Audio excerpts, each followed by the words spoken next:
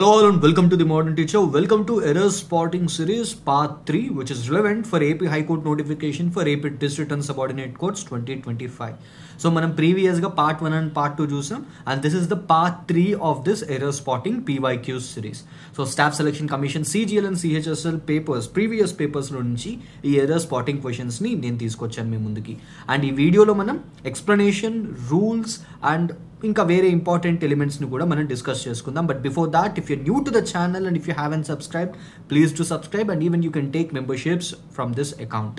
So without any adieu, let us start our video. Let us look at the 11th question. It is he who work for the company for more than a decade.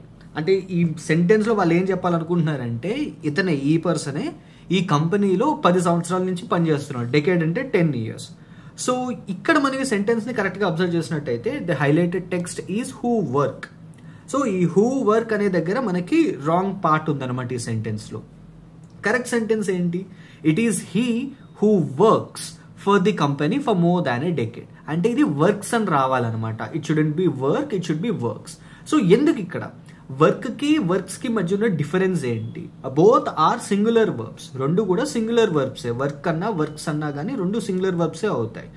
But ఇక్కడ thing ఏంటో మనం ఒకసారి rule ఏంటో ఒకసారి క్లియర్గా చూద్దాం. When a relative pronoun like who is used, the verb that follows should agree with the noun are pronoun that who refers to. ఇక్కడ who ఎవరిని రిఫర్ చేస్తోంది? హీ అనే పర్సన్ని రిఫర్ చేస్తోంది. ఓకే, లెట్స్ ఇక్కడ హీ తీసేసి మీరు ఇంకొకరు పెట్టండి, రైట్? హీ కానీ షీ కానీ whatever it is. So ఈ హూ అనేది హీని రిఫర్ చేస్తుంది. ఓకే, హీ సింగులరా ప్లూరలా? ఇక్కడ సింగులర్ కదా. And at the same time ఇది సింగులర్ కాబట్టి ఇక్కడ వచ్చే వర్బ్ కూడా సింగులర్ వర్బ్ అవ్వాలి. The verb work should be in singular form to agree with he, hence it should be works. Okay, so ఇది వర్క్ అవ్వకూడదు, వర్క్స్ అవ్వాలన్నమాట. It is he who works for the company for more than a decade. So హీని base చేసుకుని ఇది works అవుతుంది. Okay, are works అనే కాకుండా మనం ఇంకొకలా కూడా రాయొచ్చు. వర్క్స్ అనేది ఇన్ జనరల్గా చూస్తూ ఉంటాం, బట్ ఇన్స్టెడ్ ఆఫ్ వర్క్స్ ఏమవుతుంది? Is working, right? వర్క్ కాకపోతే is working. Okay, so works or working, is working. So ఈ టూ కూడా సిమిలర్ వర్డ్స్ అనమాట. Now let us move to the next question. The windows violent banged during the storm yesterday. అంటే నిన్న తుఫాన్ వచ్చినప్పుడు ఏం జరిగింది? విండోస్ బ్యాంగ్ అయ్యాయన్నమాట, కొట్టుకునే గట్టిగా. ఓకే, అది ఈ సెంటెన్స్ యొక్క మీనింగ్. అయితే ఇక్కడ మనకి వైలెంట్ అనే వర్డ్ రాకూడదు. ఇక్కడ బ్యాంగ్డ్ అనేది ఏంటి? ఇప్పుడు మనం దీన్ని ఒకసారి క్లియర్గా పార్ట్స్ ఆఫ్ స్పీచ్ని డివైడ్ చేసుకున్నాం అనుకోండి, మనకి ఇందులో ఎందుకు ఈ వైలెంట్ అనే వర్డ్ రాకూడదో తెలుస్తుంది. ఓకే, వైలెంట్ అంటే ఏంటి? ఫస్ట్ విండోస్ తీసుకుందాం. సో విండోస్ నౌన్ అనుకుందాం. అండ్ బ్యాంగ్డ్ అంటే ఏంటి? ఇక్కడ ఒక యాక్టివిటీ జరిగింది, ఆ యాక్టివిటీ గురించి మాట్లాడుతున్నారు. ఒక పని జరిగింది, ఆ పని గురించి మాట్లాడుతున్నారు. సో దీన్ని తెలుగులో అయితే మనం క్రియ అంటాం. సో వర్బ్ ఇంగ్లీష్లో అయితే. ఇప్పుడు ఇక్కడ మనకి వైలెంట్ అని ఉంది. వైలెంట్ అంటే ఏంటి? వైలెంట్ అంటే యాడ్జెక్టివ్. ఓకే, వైలెంట్ అనేది యాడ్జెక్టివ్ అనమాట. అంటే అదొక క్వాలిటీని చెప్తోంది. కానీ యాడ్జెక్టివ్స్ అనేవి దేని క్వాలిటీస్ చెప్పాలి? యాడ్జెక్టివ్ అనేది నౌన్ యొక్క క్వాలిటీని చెప్పాలి. కానీ ఇక్కడ వైలెంట్ అనే వర్డ్ని చూడండి. వైలెంట్ అనే వర్డ్ బ్యాంగ్డ్ అనే దానికి క్వాలిటీని చెప్పాలన్నమాట. ఏ విధంగా కొట్టుకున్నాయి? వైలెంట్గా కొట్టుకున్నాయి. ఓకే, కానీ ఇది దాని యాడ్జెక్టివ్. వైలెంట్ అనేది ఏమైంది? యాడ్జెక్టివ్ అయింది. ఓకే, కానీ మనం ఇది క్లియర్గా అబ్జర్వ్ చేసినట్టయితే బ్యాంగ్డ్ అనేది వర్బ్.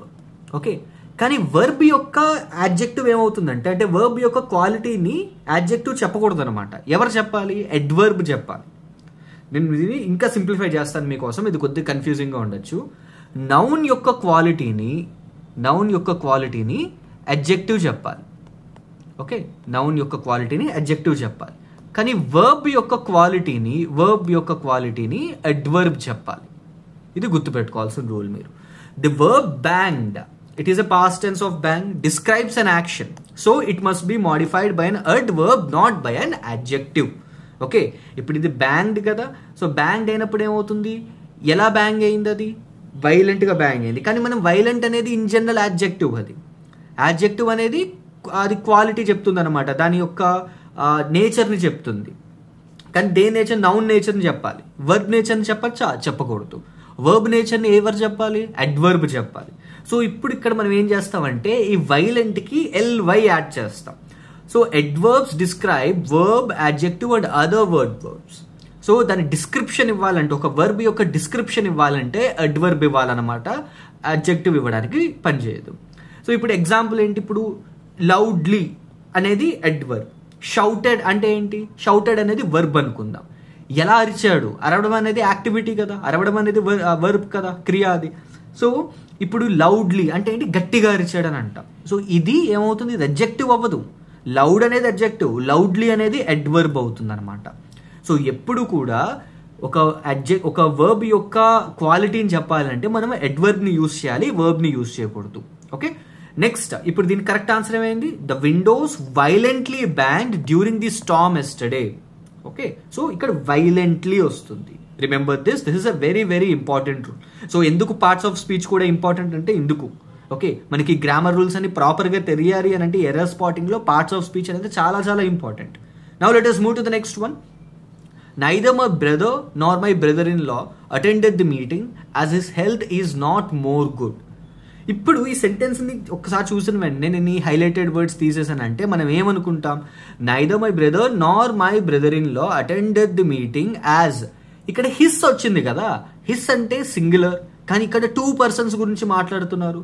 సో ఇక్కడ హిస్ రాకూడదు, వేరే వర్డ్ రావాలి, దేర్ రావాలేమో, ప్లూరల్ ఫామ్ రావాలేమో అనుకుంటాం, ఎందుకంటే సెంటెన్స్ అప్పుడే మనకి క్లియర్గా కనిపిస్తుందని.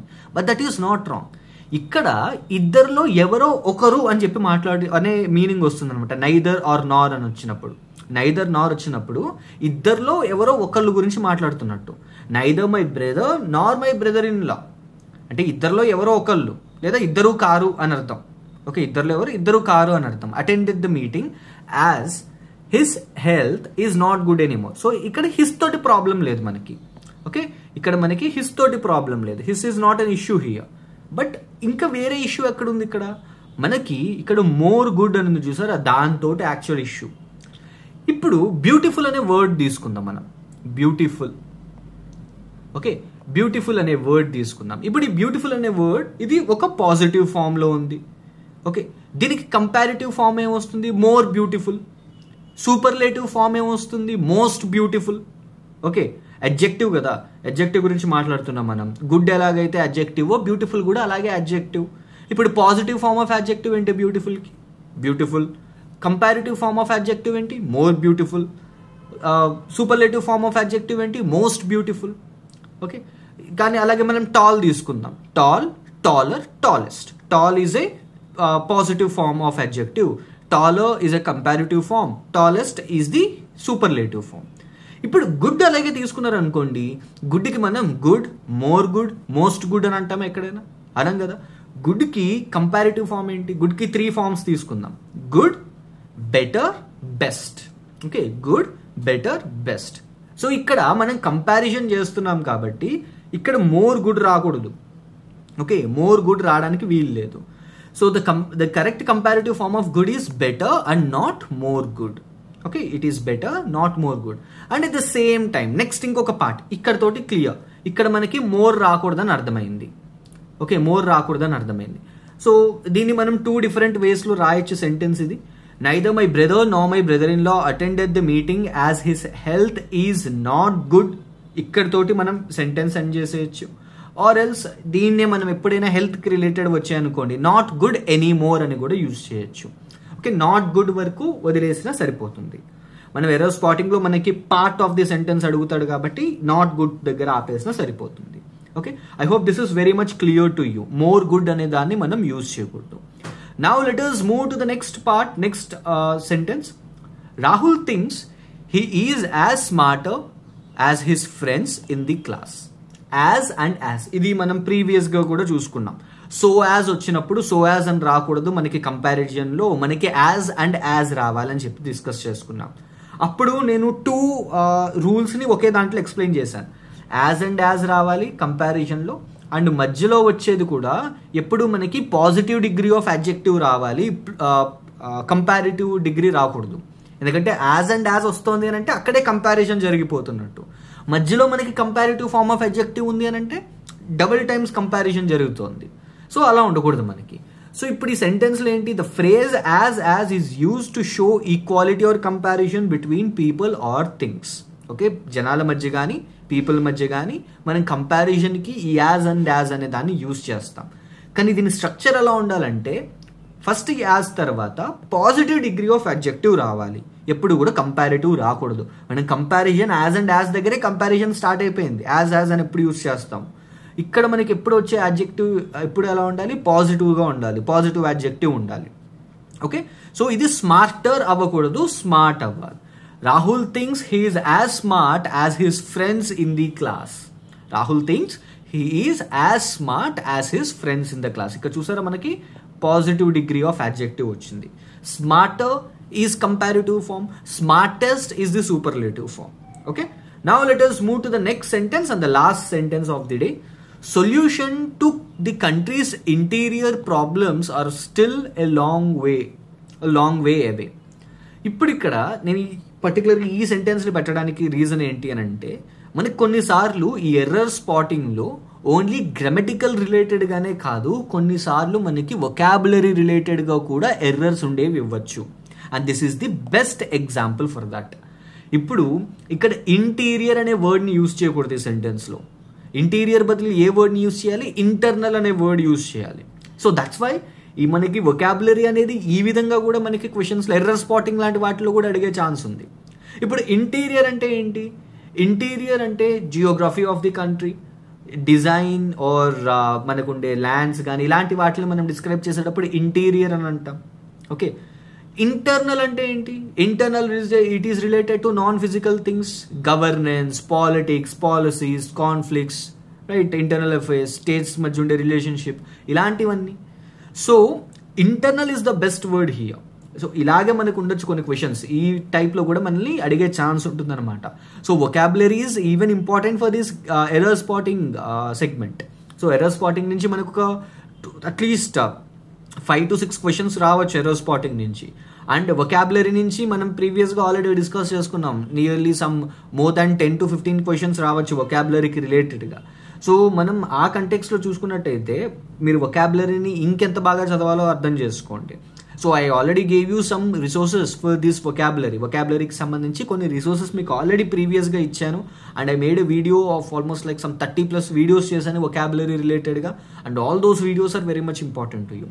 ఓకే, సో ఇప్పుడు దీనికి ఆన్సర్ ఏంటి, solution to countries internal problems are still a long way away. Okay, interior రాదు, ఇంటర్నల్ వస్తుంది. So that's why I made a video. మీరు కరెక్ట్గా చూసినట్టయితే ప్రీవియస్గా నేను కన్ఫ్యూజ్డ్ వర్డ్స్ అని చెప్పి కొన్ని వీడియోస్ వొకాబులరీ రిలేటెడ్ వాటిల్లో ఒక సెగ్మెంట్ని ఇంక్లూడ్ చేశాను. సో అలాగే ఈ కన్ఫ్యూజ్డ్ వర్డ్స్ ఉంటాయి, వాటిని మీరు చదువుకోండి. సో ఎగ్జామ్లో మనకి ఎర్రర్ స్పాటింగ్ రిలేటెడ్ దాంట్లో కూడా మనకి వచ్చే ఛాన్సెస్ ఉంటాయి, right? So that's it from my side for today. See you again in the next video related to these error spottings, and signing off, your modern teacher.